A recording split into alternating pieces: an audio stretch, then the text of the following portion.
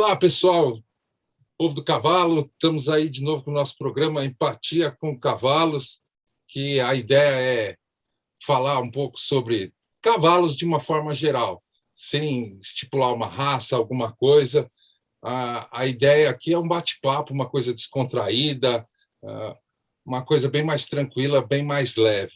Nós estamos aqui hoje com o grande Paulo Sérgio de Mello, o leiloeiro, o veterinário, o técnico da BCCM, o criador. Esquecemos alguma coisa, Paulinho? Acho que só falou. Bom, veterinário você já falou, então tá tudo aí. Então tá certo, Paulinho. Fala um pouquinho aí de você, se apresenta para a gente aí, para a gente começar esse bate-papo aí. Bom, para quem não me conhece, boa noite a todos. Eu sou Paulinho Mello, sou natural da cidade de Caxambu. Fiz a minha formação em Alfenas, a cidade na Unifenas, lá no sul de Minas, em medicina veterinária. O meu foco acabou sendo na área de reprodução equina. Trabalhei até 2006, prestando serviço em aras, como veterinário residente de alguns aras. O primeiro aras foi o Aras Mandaçaia, na própria Alfenas, que foi de 95 até os anos de 2000. E depois de 2000 a 2006, eu fui para o Sul, onde trabalhei como veterinário residente e administrador do Aras Expoente. Depois de 2006, eu deixo a parte de ser veterinário residente, veterinário autônomo, e passo para ser veterinário autônomo, prestando serviço em diversos áreas pelo Brasil afora e também no Rio Grande do Sul, fazendo a área de reprodução equina lá, onde até 2016 eu atuei como veterinário na área de reprodução. Em 2014, eu sou credenciado como leiloeiro pela Federação do Estado da Agricultura do Rio Grande do Sul, onde eu começo a entrar nessa nova profissão de leiloeiro, mas efetivamente começo a fazer mais coisas em 2016, onde sim aí eu engrenei na área de leilões e hoje tenho feito bastante leilões. Basicamente é isso. Em 2017 surge um novo desafio, a gente entendendo que a Nacional, ela tinha uma Nacional do Mangalarga Machador, que é uma festa extremamente grandiosa, das maiores do Brasil, que tinha uma transmissão, mas não tinha comentário, então ela ficava meio perdida, e aí juntamente a diretoria, principalmente na pessoa do Daniel Borja, a gente acabou desenvolvendo um processo juntamente com outros 3 amigos, o Fusca, o Saque, o Pedrinho, onde a gente começou a narrar a exposição e contar um pouquinho do que estava acontecendo para quem estava em casa. E daí surgiu o Resenha do Machador, que foi nomeado assim por um cara que trabalhava na associação, que era da parte do marketing, que era o Guilherme Lages. Ele trabalha na Secretaria do Turismo de Belo Horizonte, um cara profissional da área. E aí a gente começou a ter isso também de falar sobre isso. E aí, em meados, acho que foi em 2019, se eu não estiver enganado, eu acabei entrando como técnico da associação também. Então, basicamente, essa é a minha história. Uma grande história, né? De muita contribuição para a raça do Mangalarga Machador, né? Enfim, para a gente que é novato ainda, é muito assim, tudo que diz respeito ao Mangalarga Machador nos interessa muito, né? Porque assim, a gente é apaixonado por cavalo, mas entrar no Mangalarga Machador, assim, parece muito fácil. Fácil é de entrar, mas entender, fazer parte dessa família, é assim, você entra, mas assim, até você compreender os meandros, entender o que é TAC, entender uma porção de coisas que a gente escuta, né? Então, assim, tem o dicionáriozinho, mas, assim, o dicionário, ele não fala as entrelinhas, né? Então, fica uma coisa, assim... E você foi uma figura bem marcante para a gente, por 2 motivos. Primeiro, porque você vendeu a minha preciosa, minha menina linda para mim, que a minha menina tá uma belezinha. E outra, segundo, porque você foi um dos que falou muito bem da história do fuzileiro para nós, assim, não desmotivou a gente, que a gente tem um filho do fuzileiro, africano, né? E assim, a gente escutava, porque é ruim, que ataque, que esse cavalo foi ruim, assim. E eu era apaixonada por esse cavalo, vi esse cavalo, porque ele é de Curvelo, né? Então é do lado ali, né? Então, assim, então a gente já teve uma empatia, né, com a sua pessoa. Então, a sua opinião contou muito. Então, eu falava assim, quando eu for comprar um cavalo de leilão, tem que ser com esse homem, Eduardo. Então, você dá lá, você se vira e fica lá. E aí, ficava e tem que ser de escuro. Eu gosto de cavalo escuro. Então, eu falava, Eduardo... E naquele dia, o Eduardo batendo o pé para comprar a outra potra, eu falava assim, não, tomara que dê errado. Eu quero mesmo a cancela, né? Torcendo para dar errado. Aí deu tudo certinho. E eu sempre conto essa história. Eu falo assim, a família do cavalo ela é muito bacana, mas até você conseguir fazer parte, se sentir parte dela, leva um tempinho, como qualquer lugar. Mas, assim, o manga larga machador, ele tem essa especificidade muito grande, que é assim, ela tem umas coisas que é só dela mesmo. A gente vinha do quarto de milha, do salto, minha sobrinha faz salto, então assim, a gente passou por outras raças, né? Fui para Portugal para poder entender um pouco de cavalo, achando que estava entendendo bastante. Chego aqui, nossa, eu não entendia, porque estava falando japonês comigo as pessoas. Eu falei, meu Deus do céu, eu nunca vou conseguir montar nesse cavalo. Então eu falava, meu Deus, mas eu quero esse cavalo, entende? Mas aí eu falava assim, não, eu vou aprender. Então foi muito complicado esse início nosso de entender. Aí procurava, por isso que o Eduardo ficava atrás, assim, falava, Eduardo, você vai cansar as pessoas. Mas a gente encontrou pessoas muito bacanas. Mas, assim, no comecinho também levamos alguns tombos. Mas... Assim, ainda levamos. Ainda estamos levando, né? Mas, assim, como qualquer lugar, né? Na vida faz parte. É levantar, tropicar, sacudir a poeira e continuar. E, assim, a gente não pretende desistir. Mas é difícil, viu, Paulinho? É uma coisa, assim... Esse mundo do cavalo, ele é uma coisa altamente competitiva. Ele é difícil, né? E pessoas assim, às vezes a gente... nossa, eu não entendia, eu ficava tão brava quando eu escutava falar, o produto. Eu falava, não, é um cavalinho, é um potrinho, gente. O que é isso, mas não é produto? E assim, a gente tem que se desligar um pouco. Minha formação, eu sou professora, né?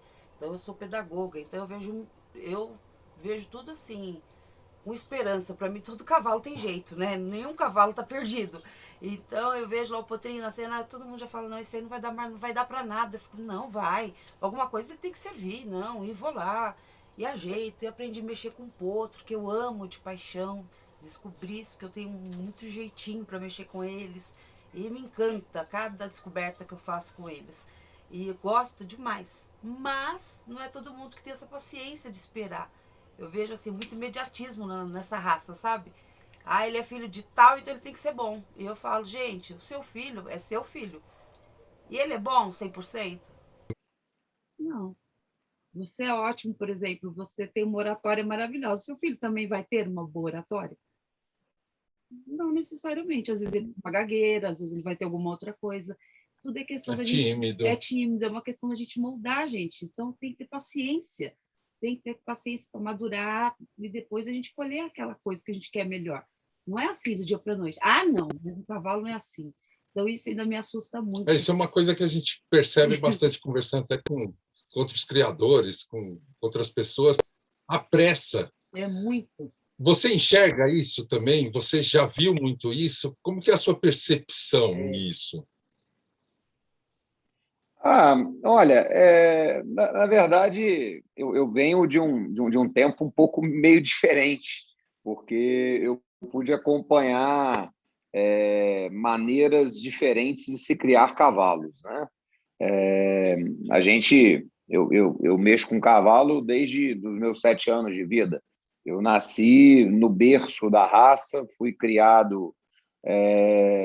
meu segundo pai, minha segunda família é a mesma família do Márcio Meirelles Leite, que é o principal árbitro, que todo mundo consideram como sendo o principal árbitro. Então, eu tive essa mesma criação, essa mesma base. Tive a oportunidade de trabalhar de conhecer diversos criadores antigos. Então, de conviver com linhagens hoje que já não estão tão presentes, mas que ainda existem, muita genética na raça. Então, Eu aprendi pensando o cavalo em criação, pensando em cavalo em você dar um passo, pensando no segundo, pensando no terceiro, e você ir modelando como um alquimista aquilo que é o teu sonho, aquilo que você idealiza buscar. Só que, com o passar do tempo, a gente acabou tendo algumas coisas que chegaram, e essas coisas que chegaram, elas realmente mudaram muito a nossa raça. Hoje o Mangalaga Machador, ele está onde está, tanto na qualidade quanto no tamanho, muito em virtude das biotecnologias da reprodução. Se não fosse elas, nós não estaríamos aí. Você pega, por exemplo, hoje você tem éguas que já têm, mesmo estando com pouca idade, com 6, 7 anos, tem algumas éguas que já estão aí, beirando aí 20 filhos, que antigamente levaria-se 21 anos para que ela tivesse a primeira gestação e tivesse os filhos. Sem contar que, em 3 anos, ela testou com inúmeros cavalos diferentes e conseguiu, daqui a pouco, saber o caminho. Então, são situações um pouco diferentes. E outra coisa, com toda essa pressa, essa velocidade que as coisas foram acontecendo, os criadores também passaram a ter pressa. Pressa para quê? Para fazer o seu trabalho. Só que fazer o seu trabalho, ele está muito mais relacionado com conquistar campeonatos do que efetivamente criar. Isso tem uma distância um pouquinho nessas duas coisas. A pista, ela é onde você leva o seu animal para ele ser avaliado num concurso. E nesse concurso vai se eleger aquele que é o melhor ou aquele que está melhor naquele determinado momento. E isso acontece muito.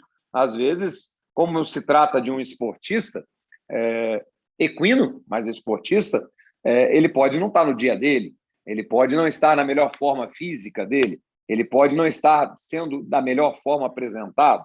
Então, não significa que ele não seja o melhor, mas naquele momento ele não conseguiu ter o título maior. Mas isso passou a ser, pela nossa raça, pelas questões mercadológicas envolvidas, pela pressão também de resultado que todo mundo passa a buscar, pela competitividade mesmo, passou a ser uma terra diferente. Hoje, são diferentes as pessoas que querem fazer um trabalho, que ela olha e fala, olha, eu vou pegar esse cavalo aqui, vou cruzar com as minhas éguas, e dele eu vou tirar uma base de éguas, que ali vou cruzar de novo, que ali vou cruzar de novo, para ir tentando fazer animais com a minha cara.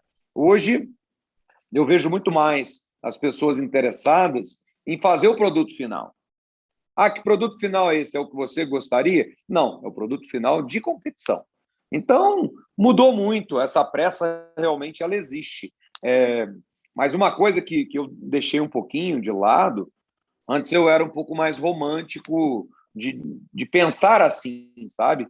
Só que a minha migração para o lado econômico, digamos assim, para o lado de mercado, efetivamente, ela também me mostrou que dá para sonhar e ter mercado, dá para você ter pressa e sonhar também, que uma coisa não restringe a outra, né? Então, a gente consegue fazer as duas coisas. Hoje não dá para você ficar somente na paixão, somente naquilo que você idealiza, sem você pensar no mercado.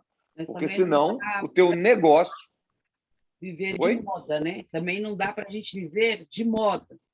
Porque não. Que nessa raça específica, no manga larga, como a gente já migrou de algumas, né? A gente passou por algumas raças, é muito comum, né? Tem cavalo, ele ganhou tudo aquele ano, sei lá, aí ele passa a ser o cavalo em evidência, né?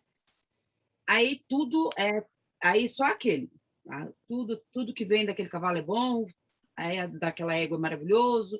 Aí, se um dia ele não está no seu bom dia, aí apareceu um outro, aí parece que ele vira descartável, né? Aí ele já é passado, pronto. Aí já joga fora e vamos começar a pegar de outros, entende?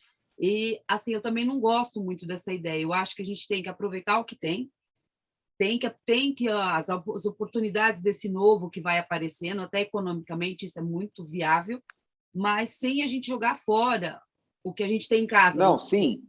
A gente não pode ficar só olhando a grama do vizinho, né? Só sonhando. Sim, só que né? A única coisa que acontece é o seguinte: quando a gente fala o modismo antigamente, ele era baseado em indivíduos. Uhum. Hoje, o modismo ele está baseado numa qualidade. Então, você já tem algo diferente. Se você tem o modismo só baseado em indivíduo, e tudo que é daquele indivíduo vale muito, beleza, esse é um problema. Tá? Hoje, em virtude da quantidade que se é produzida, dessas biotecnologias, hoje, o modismo desses indivíduos existe realmente, porque eles produzem mais, eles têm mais valor agregado, mas, por outro lado, se aparecer um animal que não seja desse nicho, que não seja desse grupo, mas que ele tenha as mesmas qualidades de competitividade, que ele consiga encarar os outros de frente a frente, na qualidade, aí entrando na área técnica, ele vai também achar o espaço dele. Então, aí ele vai ficar igual o famosão lá, e aí ele vai se igualar. Né?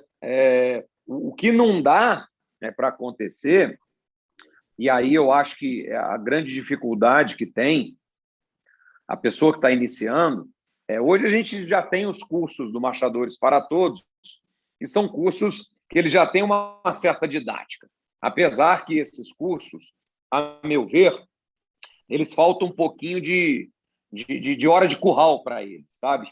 Que é as pessoas terem acompanhamento de animal, propriamente dito, não de lousa. A lousa ela é importante para você poder ter um conhecimento, mas esse conhecimento tem que ser aplicado. Você tem que pegar esse conhecimento de dentro da sala e levar ele para o campo, para o curral, e ali no curral você conseguir colocar aquilo que você aprendeu na sala no campo, mas não de maneira a você olhar aquele animal de pista, de maneira a você aprender a olhar animal de curral, de você poder chegar no curral e falar, olha, esse é melhor do que esse é melhor do que esse, ou também, e aí é o grande ponto, que o criador novo ele tem que entender isso, no caso, principalmente você, né? Porque você falou que você se apega muito aos bichos, mas, enfim, o cavalo ele passa a ser um negócio. Né? Se você não quiser que ele seja um negócio, tudo bem, faz parte. Ele vai ser como é o cachorro seu da sua casa. Você tem ele lá, não importa se ele é orelhudo, não importa. Ele é o teu cachorro que te dá carinho. Então, beleza. Mas para ele ser um negócio, eu tenho que tratar com carinho. O carinho que eu falo é tratar o meu negócio, conhecer do meu negócio. Sim, com certeza. Ir lá, separar e não só pensar, porque assim, de cada 10 nascimentos, eu não vou ter 10 campeões de pista. Não. E aí você tem que conseguir separar daqueles 10 que nasceram, quais aqueles que efetivamente são os melhores. Sim, mas eu tenho que tratar com o mesmo carinho os que eu vou vender para um cliente que vai ser um cavalo para sela. Sim. Sim. Eu falo, eu não posso abandonar ele lá, largar. Não pode. Você entendeu? Não tem como. A gente tem que ter isso. O carinho que eu falo é esse, é o cuidar e saber cuidar, né? Não posso com certeza, né? Esse carinho tem que ter, e você tem que ter esse conhecimento daquilo que você tem também. Olha, esse aqui realmente é muito bom, esse aqui não é tão bom. Sim. Você vai cuidar, na verdade, você cuida igual. Não tem como você botar cuidados diferentes. É que naquele que tem mais qualidade, pensando no lado econômico, ele tem possibilidade de te dar mais, né? Sim. Ele tem possibilidade de você conseguir, aí como criador, começar a levar a sua marca. Por quê? Porque os animais destacados, em qualquer criatório que seja, ele tem cobiça. Sim. Isso hoje é assim. Né? E os que também não são tão destacados, também tem cobiça, mas para outros fins. Sim. Ele vai ser um cavalo de sela, ele vai ser uma égua de passeio, ele pode ser uma égua, por exemplo, eu já tive clientes que procuravam uma égua que ele queria ter no sítio, para poder parir lá, para poder ter o convívio dos filhos com esse meio, né? De nascer, de cuidar, de zelar, né? Que é uma coisa interessante também. Você também não vai vender para ele uma coisa que vai com a sua marca, qualquer coisa. Você vai vender de passeio. Exatamente. Vai tratar o melhor que você pode oferecer, né? Porque, assim, a relação, ela tem que ser assim, né? Honesta também, até nisso. Até aí, nisso, né? Então, é esse carinho que eu falo, né? Que desde quando você pega o potro até você vender, passar ele para frente, porque, assim, ele sempre vai carregar ali o seu nome, né? Sempre vai ter... verdade. Então, se você pega esse mau costume, né? Só de pensar na pista, porque quantos que você conhece que de cada nascimento que tem no ano, quantos? É pouco. Não é assim, não tem uma máquina. Se você... campeão. E isso é um exercício fácil de você fazer. Se você pegar a grande maioria das fazendas, elas adotam o sistema de letras. Letras para botar o nome, né? Cada ano é uma letra. A grande maioria das fazendas adotam isso. Se você pegar as fazendas grandes, que produzem muita quantidade, você vai ver que, efetivamente, para a pista, entre macho e fêmea, no máximo, eles levam daquela mesma geração. Para quem é muito grande, leva 4. Exatamente. Leva 5. Para quem é muito grande. Essa é a diferença, saber olhar, saber separar, saber ver com que você vai trabalhar. Eu tenho X% para trabalhar para a cela, eu tenho X% para trabalhar para um cliente XPTO e eu tenho X% para trabalhar para a pista. Porque essa questão do olhar que eu acho que todo mundo tem que ter. Saber diferenciar, como você falou, conhecer no curral a diferença do indivíduo A para o indivíduo B, saber o que ele pode ser, o que ele não pode não ser. Não adianta querer bater naquela mesma tecla, não, esse aqui ele vai virar para a pista, sendo que você sabe que é um animal para a cela. Não adianta. E uma coisa que facilita muito para quem está iniciando são 2 questões. A primeira questão, visitas, ele visitar criatórios, fazer visitas e conhecer, deixar a pessoa apresentar a sua tropa, criatórios grandes mesmo, quanto maior, melhor para poder ver mesmo, ver quantidade de cavalo, fazer isso em 1, 2, 3, quanto mais vezes conseguir fazer, e tomando anotações, e você anotando algumas coisas, avaliando algumas coisas que você está fazendo. E a outra são nas exposições, onde você...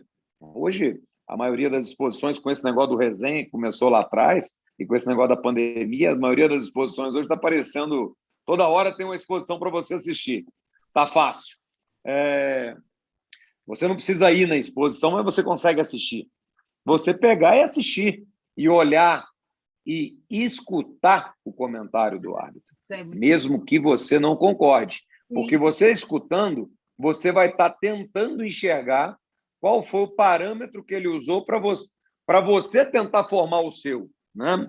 É lógico que você, mesmo que seja de casa ou que seja em loco lá, você não vai ter a mesma qualidade de avaliação, porque, queira ou não, ele está ali fazendo o serviço dele, então ele está focado naquilo ali. Você do lado de fora da pista, você do lado de fora da pista, você está conversando com um amigo, passa outro, vem, cumprimenta. Então, na sua casa, você está assistindo a televisão, o telefone toca, você atende. Então, isso são questões que perdem a atenção. E a gente, quando a gente está lá na cerca, normalmente a gente só vê o que interessa para a gente, né? Ou uma coisa que é muito grotesca, ou uma coisa que está muito boa, né? Mas você não vê junto da obra inteira, né? E ele não. Por isso o comentário é muito importante, né? Que você apura também, né? E é uma maneira de você aprender, não é só aprender para que você concorde só com ele, é para que você discorde dele. Hoje, por conta do resenha, eu e o Saki, a gente se tornou grandes amigos, a gente fala meio que seguido. E a gente, às vezes, comenta que tem alguns comentários, por exemplo, que alguns árbitros fazem, que a gente fala, poxa, ele está falando um negócio ali, mas ele tinha que ser mais objetivo, porque o que ele está falando ali, nós que estamos acostumados não estamos enxergando. Às vezes então, essa didática, ela precisa existir, porque quando você está falando de algo, você tem que tentar ser o mais claro possível para quem esteja assistindo, a pessoa possa entender e participar daquilo junto com você. É uma compartilhação que você está fazendo de uma informação. Eu estou compartilhando com vocês que seja o meu conhecimento, né? Uhum. Então, ele tem que ser claro, ele tem que ser direto. Por mais que, muitas vezes, ele vai ficar pequeno. Mas é melhor se ele é óbvio, né? Mas bem claro, do que aquela coisa muito rebuscada, com muito adjetivo, com muita coisa, mas que as pessoas... Com muito termo técnico, que às vezes a pessoa não consegue... ela não tem o conhecimento técnico. É bem bacana você fazer esse exercício, porque muitas vezes a gente também... Por exemplo, a gente costuma falar assim, vamos falar os nomes corretos das coisas, né? Pega o cabresto e você vai pegar por tal parte, né? Não, vou pegar aqui, não, vou pegar embaixo da boca. Não, qual é o nome? Porque aí a gente vai se habituando a trabalhar assim e fica muito mais fácil depois. Tudo que você vai falando, praticando, na hora que você vai ouvindo é familiar para você, né? Então, até uma criança, ela consegue depois ficar, para ela é muito mais tranquilo. Fica mais automático. Entende? Então, eu falo assim, aí eles dão risada, falam que é porque eu sou professora, né? Aí eu falo, não. Não é né? Mas só muda a disciplina. Na verdade, a gente que está nesse meio, e se a gente está disposto a passar o conhecimento que a gente tem, o pouco conhecimento que a gente tem que tentar fazê-lo de maneira clara, né? E muitas vezes as pessoas que estão do lado de fora, elas não têm acesso a você para que você possa perguntar, para que você possa ser perguntado. Por isso que, além dos cursos que tem, eu acho muito de grande valia as regiões que, por exemplo, vocês são da região de São Paulo, né? Na região de São Paulo, tem diversos técnicos que atendem a região de São Paulo. Tem técnicos que são de Minas, mas tem técnicos do Rio. Tem vários técnicos no Brasil inteiro que podem atender em qualquer região. Não tem necessariamente que ser daquela região, se é de vontade de vocês. Mas nada impede que vocês pegam um técnico que vocês se identifiquem com ele, por alguma razão, e vocês chamem ele para passar um dia com vocês na casa de vocês. Olha, eu queria que você viesse aqui para fazer uma visita técnica comigo, vamos passar um dia. Mas, poxa, minha tropa é pequena, um dia não dá.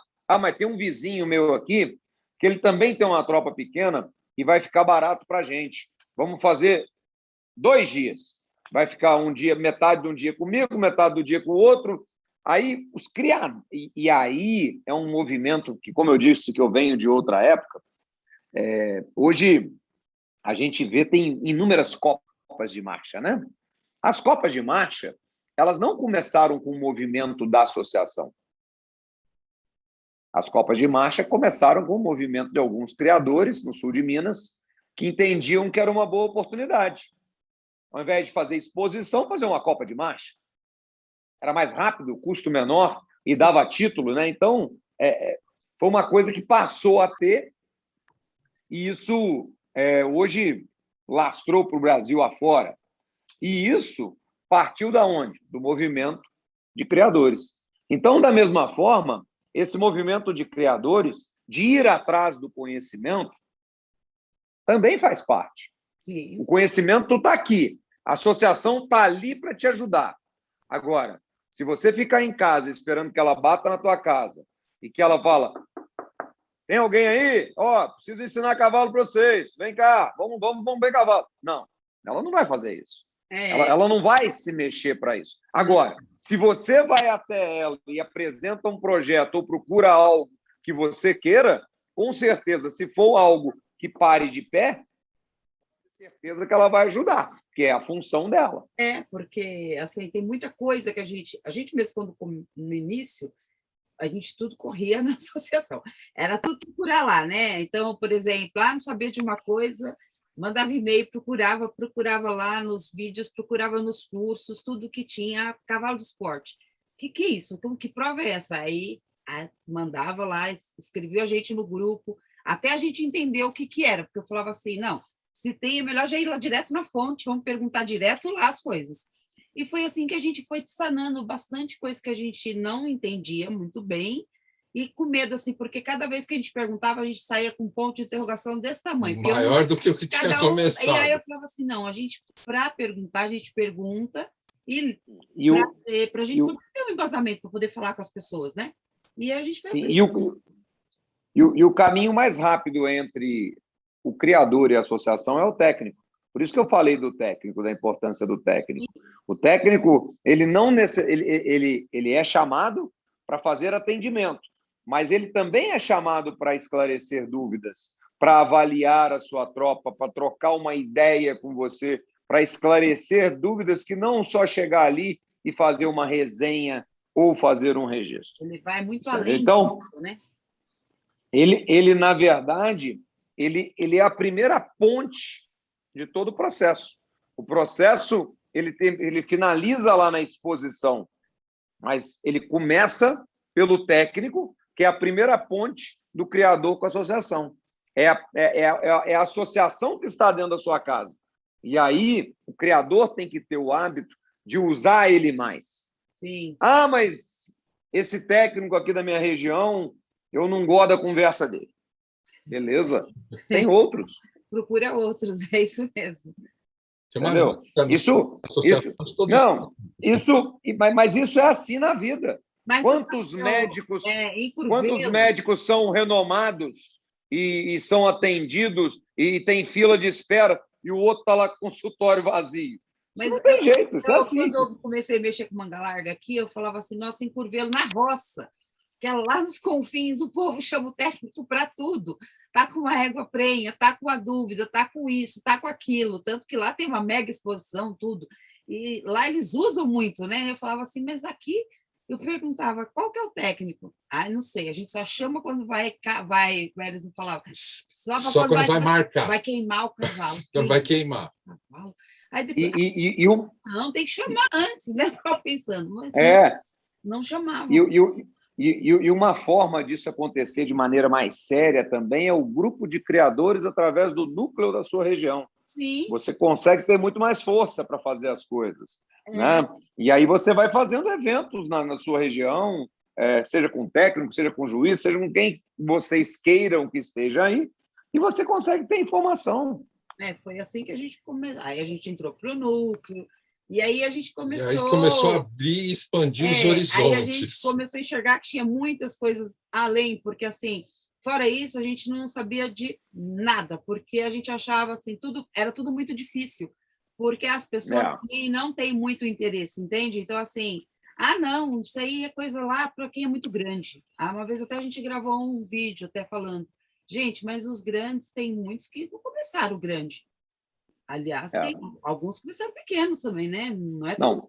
Todos eles começaram pequenos, alguns cresceram porque tinham condição para crescer, outros ficaram dentro do seu tamanho de pequeno, mas com investimento alto, e isso não quer dizer...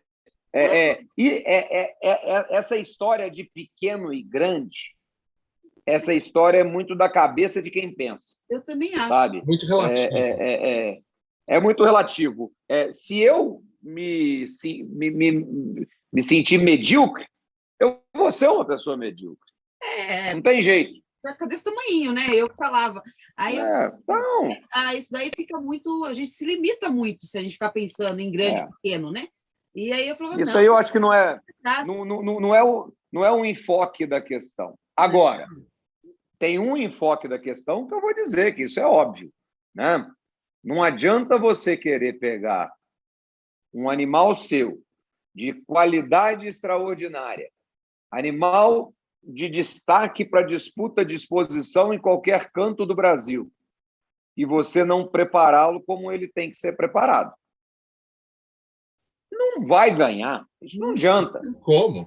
Nunca. Agora, se você preparar ele e ele tem qualidade, pode ter certeza que ele vai ter a mesma chance que o grande, que digamos, que o cavalo de aras grandes, aras conhecidos, eu acho que o grande é mais nessa palavra de reconhecimento e não de tamanho propriamente dito, reconhecidos. Sim. Então, porque só ele é que vai ganhar, eu não tenho chance. Capaz. Tudo depende de como você fizer. Se você fizer bem feito... Porque senão é até uma covardia você expor seu animal lá sem você ter preparado ele adequadamente, né? Porque você tem que, no mínimo, levar ele em pé de igualdade, né? Preparar, alimentar bem, ter um bom preparo, com um profissional adequado, né? Porque também a gente não pode querer você fazer tudo, né? A gente tem que alguém que te ensine a fazer no mínimo, né? No mínimo. E isso é uma coisa bem legal, porque tem um grupo que a gente participa, que é um grupo chamado Histórias do Machador, e certa vez colocaram uns vídeos de uns animais antigos andando, e um dos participantes brincou que, olha, como eu gostaria de ver os nossos cavalos andando assim.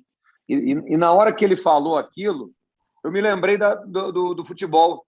Eu me lembrei da final da Copa de 70, que o Gerson pegava a bola, recebia a bola, parava, pensava, analisava para onde que ele ia, gritava, corre, aí o cara corria, aí ele jogava a bola para o cara. Era outro tempo. Esse outro tempo não volta mais. A gente, lá em 70, você estava começando a ter televisão colorida. O carro do momento talvez fosse o Opala. Não era o Opala ainda, mas, enfim, era o Corcel, sei lá. Hoje... E, gente, as coisas vão evoluindo e vão mudando. Algumas você muda para melhor, outras você muda para pior. Hoje, o nível de profissionalismo que está dentro do cavalo é muito maior do que era antigamente. Antigamente, o cara que era o apresentador, ele era o cara que fazia a sua cerca, era o cara que tirava leite, era o cara que tratava dos cachorros. Hoje não é mais assim. Então, a raça cresceu muito nesse aspecto, né? E aí você tem que saber também qual que é o caminho que você vai ter para você, de acordo com aquilo que você tenha. Não quer dizer que, olha, eu posso preparar um cavalo bem preparado. Eu mando para um centro de treinamento, beleza, é o que eu vou fazer. Não, mas eu não posso preparar 30, 20.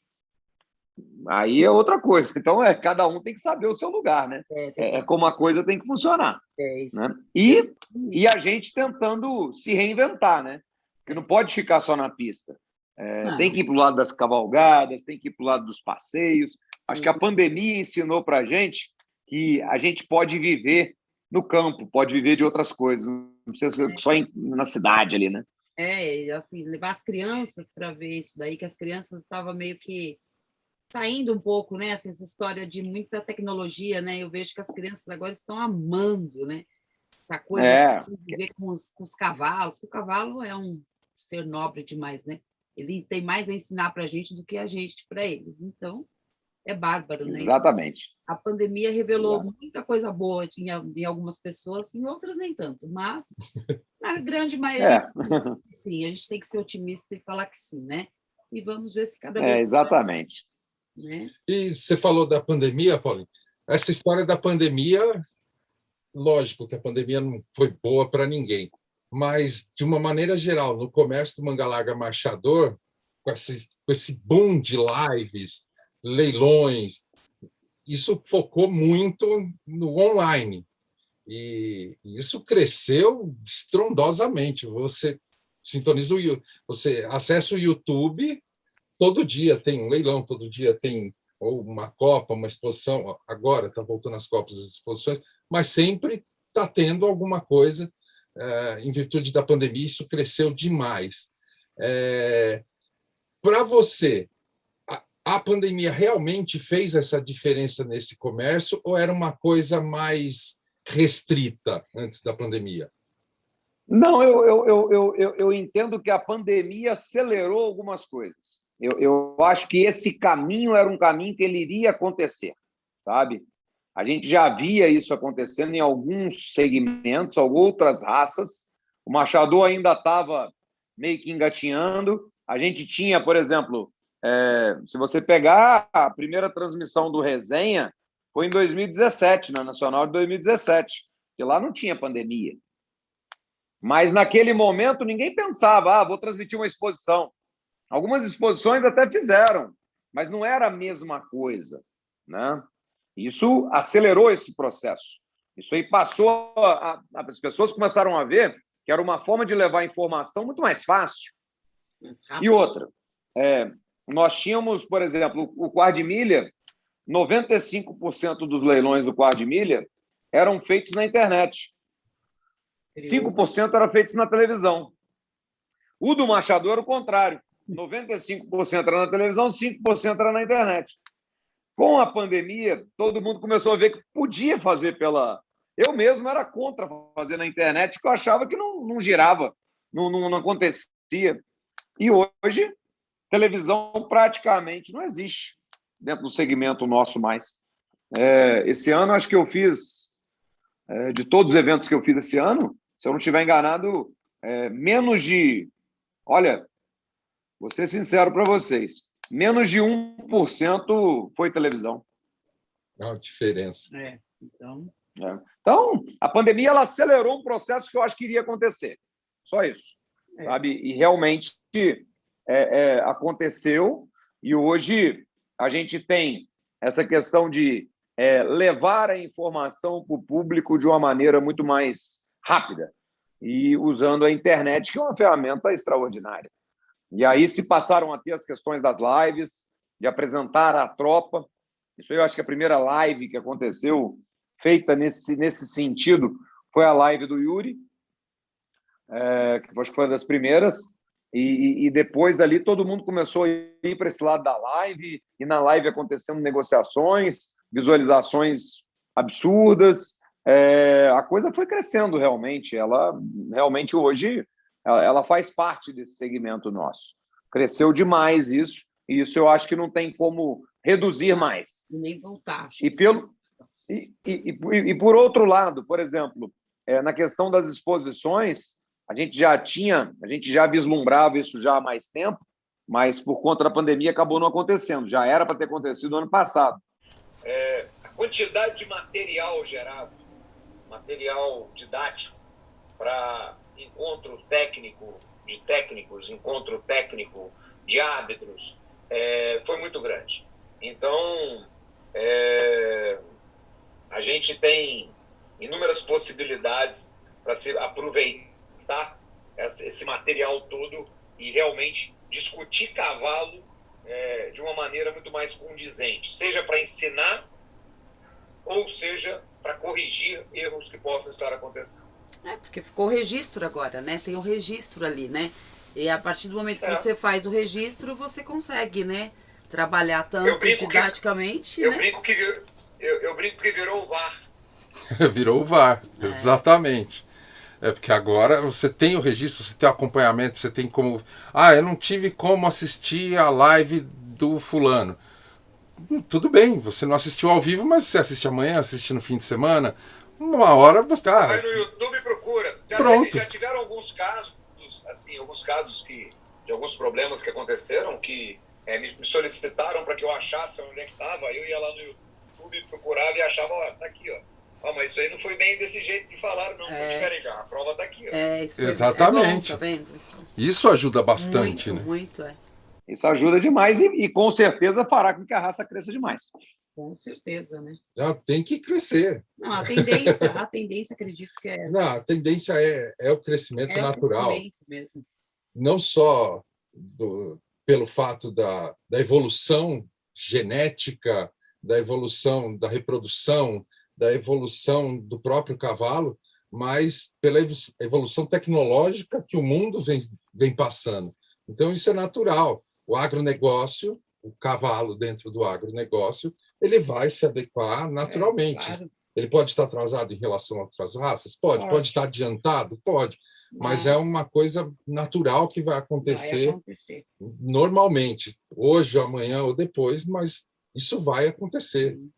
Era igual às linhagens antigas, quando criou-se o TAC, que alguns até falam, a gente estava assistindo até, acho que do Yuri mesmo, aquela semana de negócios, que o Yuri começou com as lives, depois veio a semana de negócios, e ele vai inovando. Porque ele é também bem esperto e bem, assim, é bom gente que ativa, e faz a gente pensar também, né? Porque ele é um cara que conhece bem a tropa, então é bem bacana, gente. Assim, é um exemplo a ser seguido, que a gente acha que tem que ser seguido.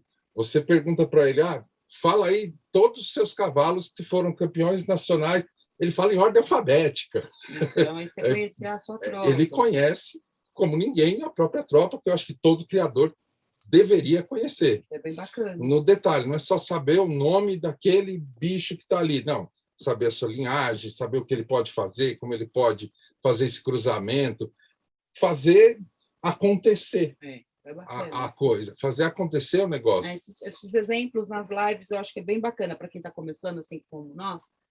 Você aproveita muita coisa, muitas ideias que você vai vendo, você vai se apropriando de muitas discussões que vocês têm, muitas coisas lá que vocês conversam entre vocês, que a gente consegue captar, muita coisa que é bem bacana, e assim, porque vocês têm muita experiência, né?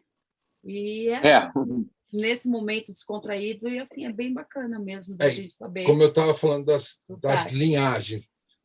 Tem gente que critica o TAC lá atrás, foi meio que para alguns cavalos entrarem pela porta dos fundos, pode ser, pode não ser.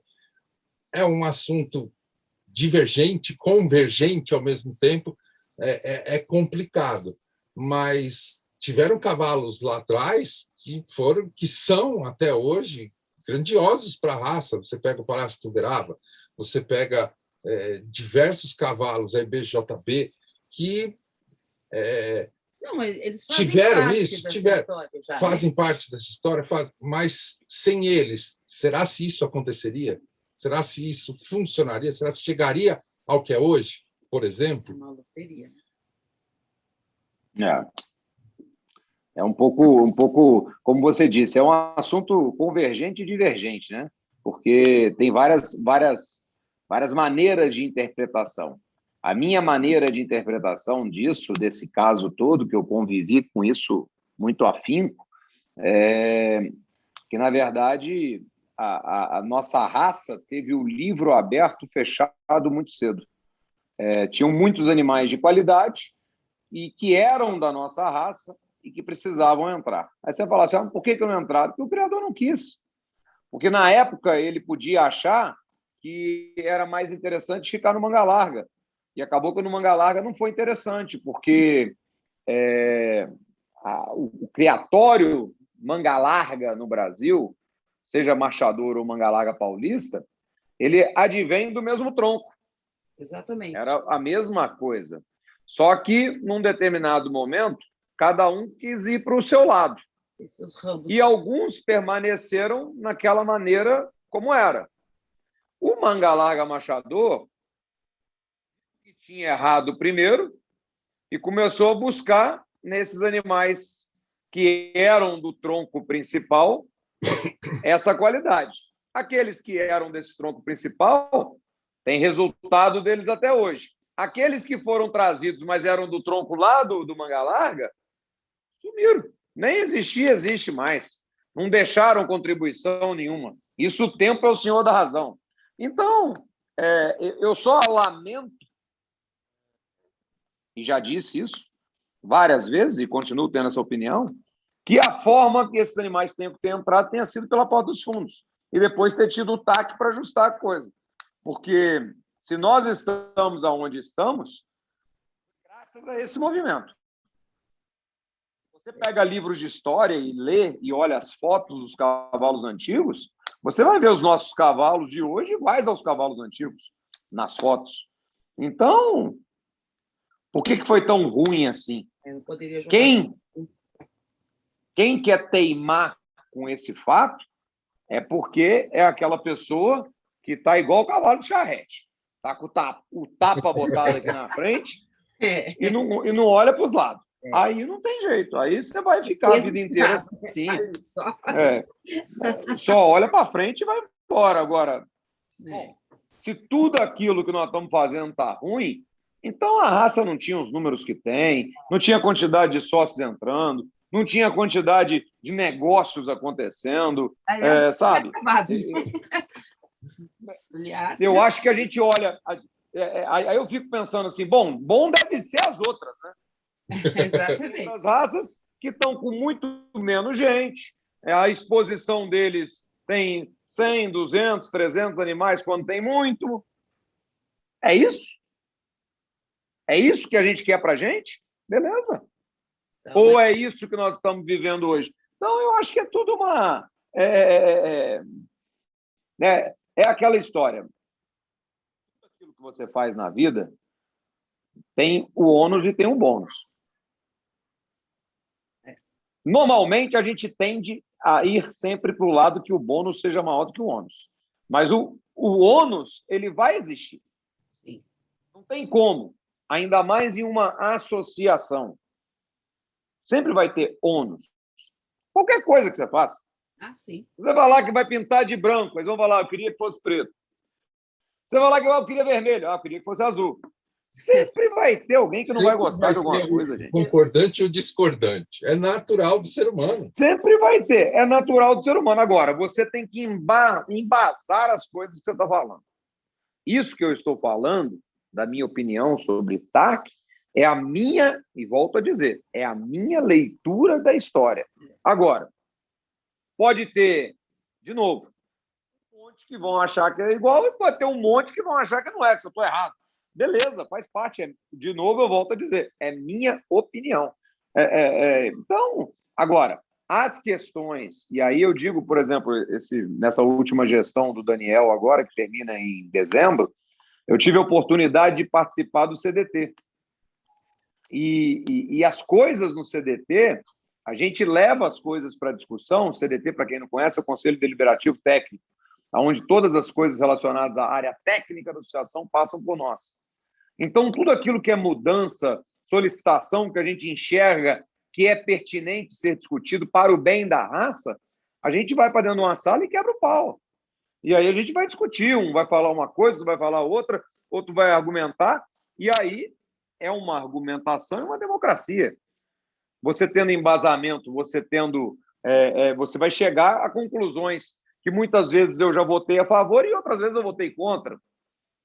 Depende do momento. Porque tinham embasamentos. Está sendo discutido. Então, a decisão a ser tomada.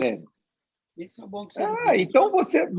E naquele momento, talvez, as informações que você tinha eram informações que te davam a crer ou levavam a crer que o melhor caminho era aquele.